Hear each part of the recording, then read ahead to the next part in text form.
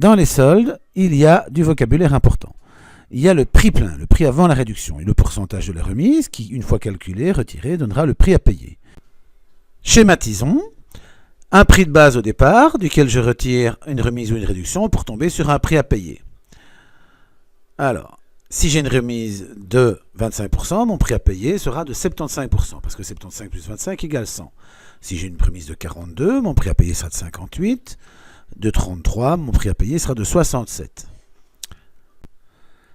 Concernant ces pourcentages, un petit rappel important.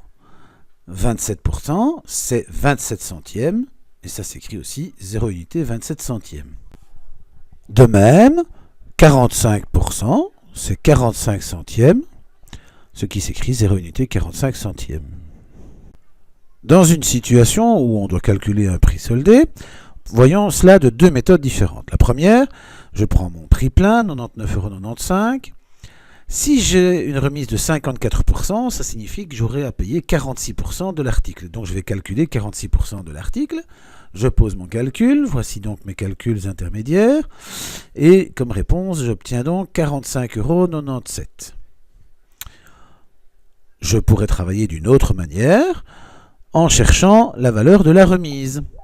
Et donc la valeur de la remise, c'est 0 unité 54 centièmes fois le prix. Et donc je tombe sur la remise.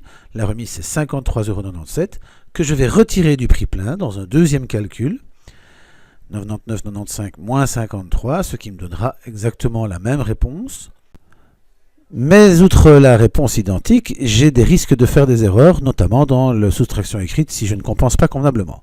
Synthétisons, je dois identifier mes données, le prix de départ, la réduction pour trouver le prix à payer, transformer les données, la réduction qui est en pourcentage, je vais la transformer en nombre décimal, ce qui va me permettre de faire un calcul, soit un calcul direct, le prix de départ fois le pourcentage que j'avais trouvé, soit de calculer la réduction en euros, puis de la soustraire au prix de base.